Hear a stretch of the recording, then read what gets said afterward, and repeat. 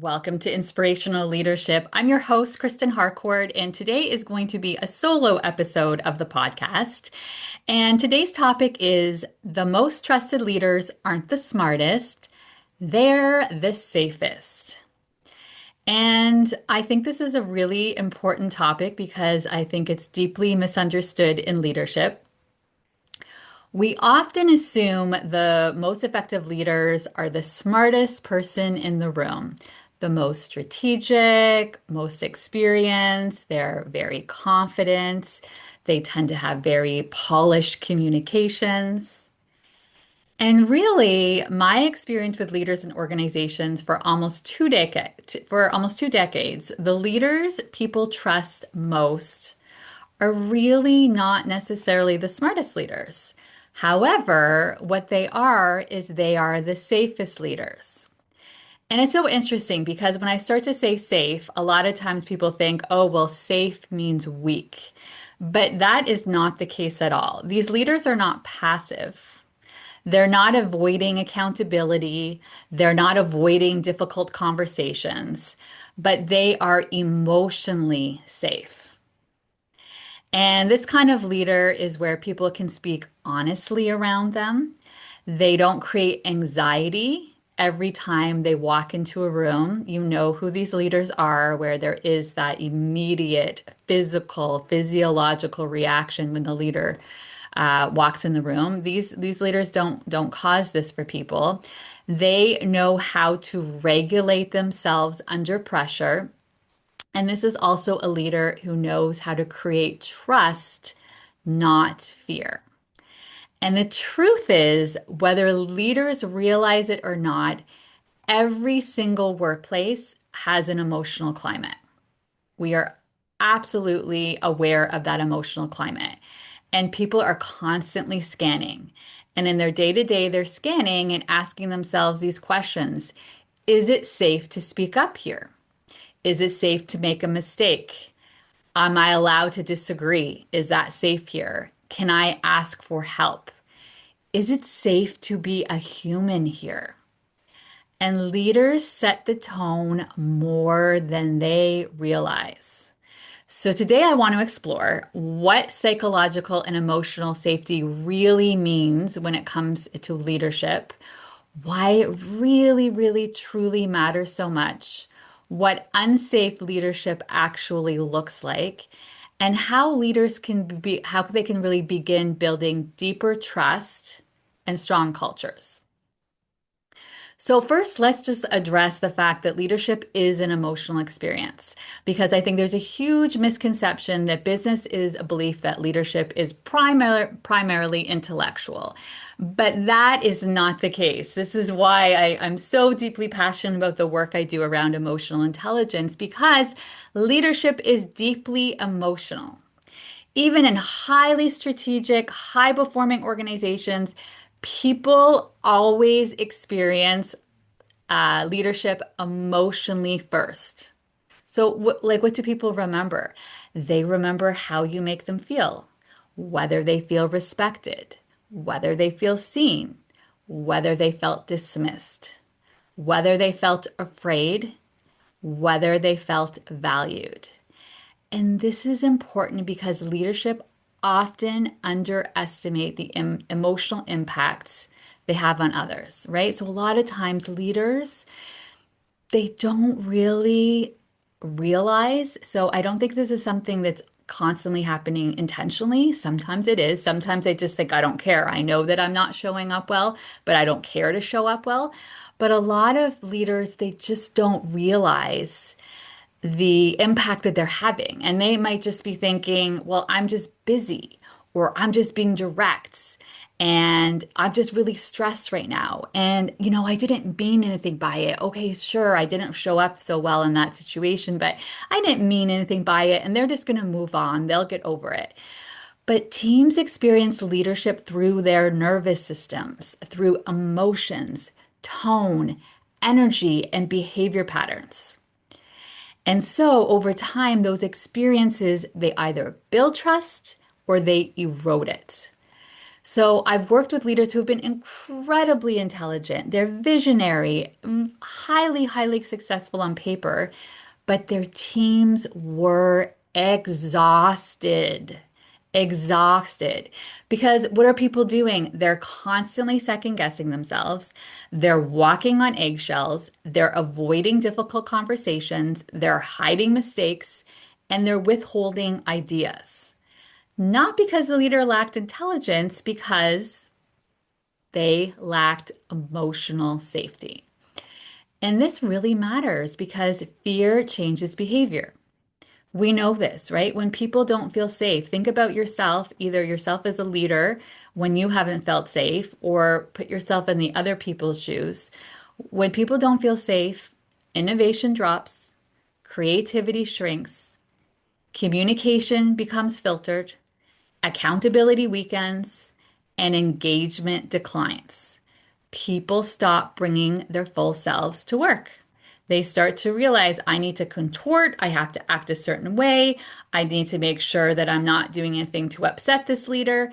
And so, what starts to happen? Unsafe leadership leads to a lot of these subtle things because a lot of times we think, well, when it's an unsafe environment, we think about those really toxic bosses where it's very dramatic, right? We go to the extreme. But a lot of times this isn't happening as extreme a way, and yet it is still having a really, really, really, really negative impact. And so, what are the subtle ways this may show up? Inconsistent moods. You're showing up defensive. There's defensiveness, shutting people down, reacting instead of responding. Anyone who has listened to the podcast regularly, you know I bring up this one a lot, right? Instead of being very thoughtful and intentional and mindful around how you're responding in a situation, there's a lot of reactionary behavior happening. Public criticism, lack of follow through, micromanaging, some of that passive aggressive communication. Sometimes you have the opposite of the micromanaging, there's that avoidance. And then there's just that emotional unpredictability. You're not sure what you're going to get minute to minute, day to day. How is that person going to show up?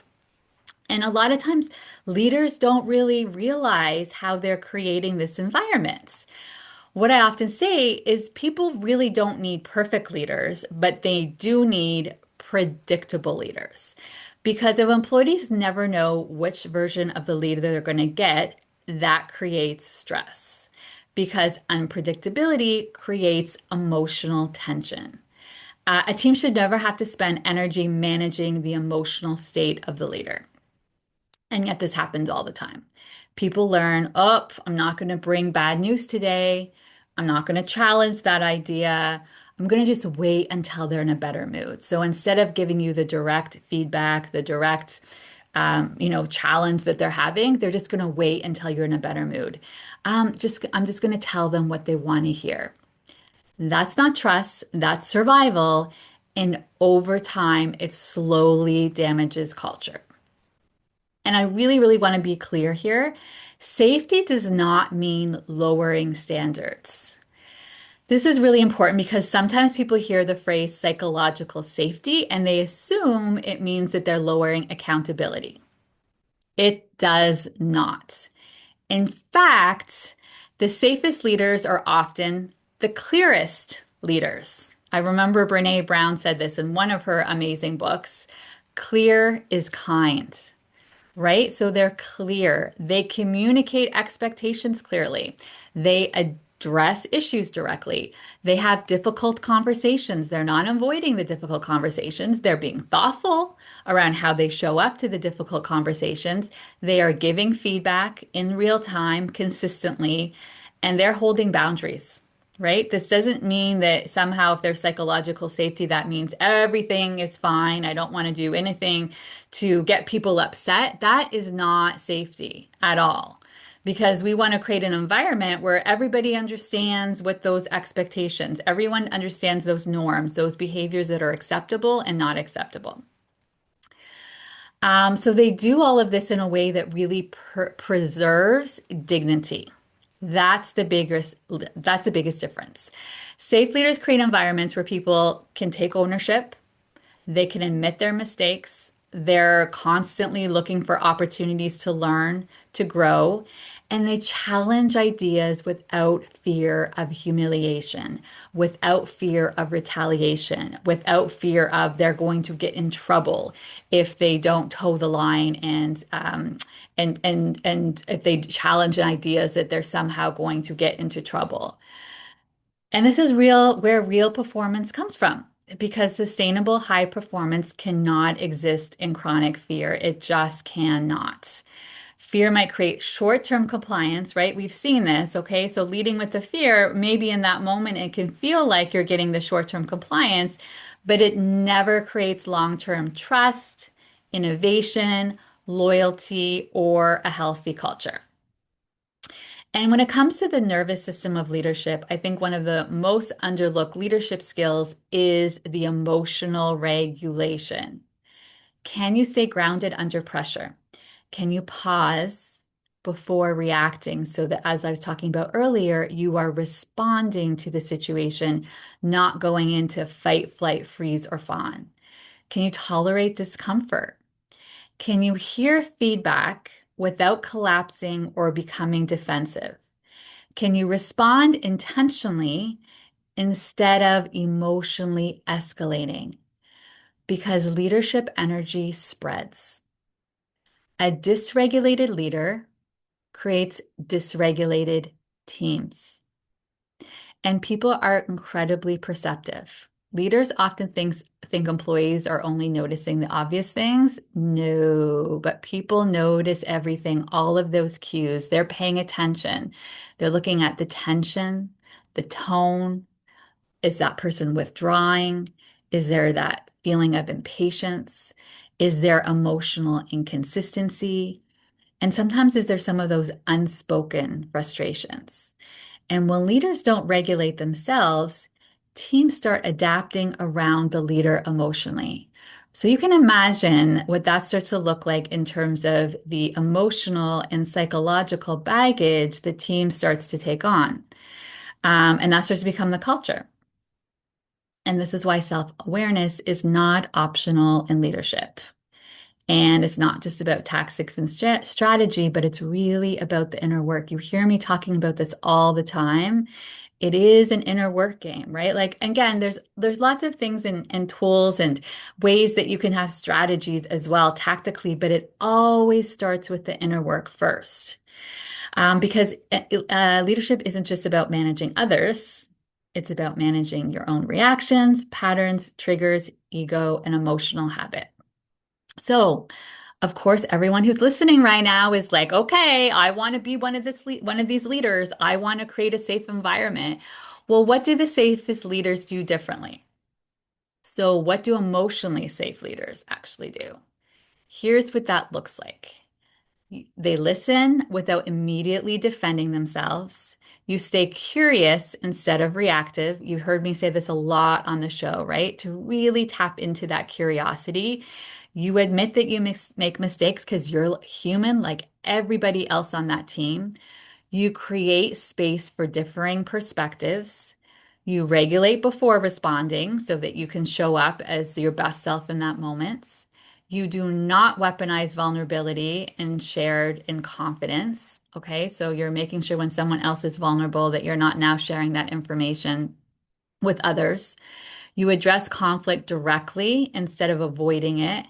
You are consistent. Okay, going back to what I said around the predictability. People feel safe when they see consistent behavior. You follow through on what you say you're going to do. And if for some reason you can't do what you say what you're going to do, because a lot of times things are changing at such a rapid pace, that's okay. You address the fact that you won't be able to do what you had originally intended and communicate how that has changed. So you're always following through, even if that means what you had originally intended has to change. They make people feel respected even during difficult conversations, right? So this is making sure that you're showing up with empathy and compassion so that person can still feel the care when you might have to be giving some constructive feedback. And perhaps most importantly, they make it safe for people to be honest. This is where that emotional maturity comes in. Because if we don't have honesty, then people aren't going to be able to tell the truth about their problems, concerns, mistakes, burnout, culture issues, organizations becoming incredibly vulnerable. The healthiest cultures are not the cultures without problems, but they're the cultures where people feel safe enough to talk about them. This is not about having, okay, well, if we have a great culture, that means there are no problems, there are no challenges. We all know that that is not how our workplaces work. It's not how our life works either. I spend so many times coaching people around. Sometimes it's around to stop resisting reality. Reality means there are going to be challenging moments, but you build that emotional resilience by the way you respond to those challenging situations. So, if you're a leader who's listening today, here are some of the questions you can reflect on. So, when you're starting to think about, do I have that psychological safety with my team? Am I really creating an environment where people are feeling comfortable showing up and sharing and have that strong level of trust? Here's some of the questions you can ask. How do people feel after interacting with me? Do people feel calmer, clear, and more confident? Or do you notice that they seem to be more anxious and guarded? How do you respond under pressure? Do people feel safe disagreeing with you? Can my team bring bad news to me? Do I create space for honesty? Or do people carefully manage my reactions? This is not about shame. Every leader has blind spots. Every leader has growth areas. And a leadership is really about a continuation of that evolution. But awareness matters because, as we know, culture is shaped in the small moments, in those everyday interactions, and the emotional tones leaders bring into rooms when it comes to meetings, conversations, decisions. They're happening all day long. And when you spend the time to ask yourself whether you are, in fact, creating that emotional safety, I promise you, you will create way more trust, way more engagement, high performing teams that want to do their best work together. So I want to say again, people may admire intelligence, but they trust emotional safety. And I also don't want to make this to feel this is an either or. You could also be very intelligent. And I'm not saying you're not allowed to be intelligent as a leader. I'm just saying we don't want to over-index on the intelligence. It's a combination of both to make sure it's integrated. If you don't have the intelligence to be able to understand your role and your responsibilities and your deliverables and your business outcomes and understand the environment you're working within. That all requires intelligence, right? So you've heard me talk a lot about on the show around mind-body connection and how we really want to get your mind, your body, your heart all into this. And it's not one at the expense of the other. Tuning into your heart, tuning into your body, paying attention to that intuition, paying attention to what's going on for you emotionally and what's going on for you psychologically, and understanding what's going on in your inner landscape, but also understanding what's going on with your mind when it comes to your mindset. We want to be also paying attention to the intellectual. We just don't want to be over indexing on that.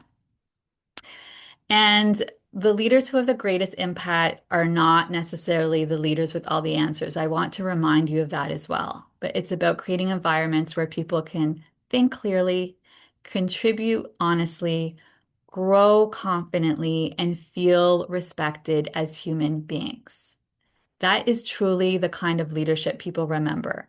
And honestly, I have asked these questions so often when I'm doing leadership training, when I'm doing my keynotes, and I'm having people talk about the leaders who made the biggest impact on them, the people who really saw their potential, who helped them grow and develop and hit their edges, recognize their blind spots, recognize those ways that they might have been over-indexing on certain behaviors. It's always these same kind of leaders, right? The emotionally intelligent leaders who are really conscious leaders who are thinking about ways that they can create a space where everyone can show up and do their best work. So it's about being more human, more self-aware, more emotionally intelligent, more grounded. Leadership not rooted in fear or performance, but leadership rooted in trust. Thank you so much for listening to this episode of Inspirational Leadership. If this conversation resonated with you, I'd love for you to share this episode with a leader, colleague, or team member who may benefit from it.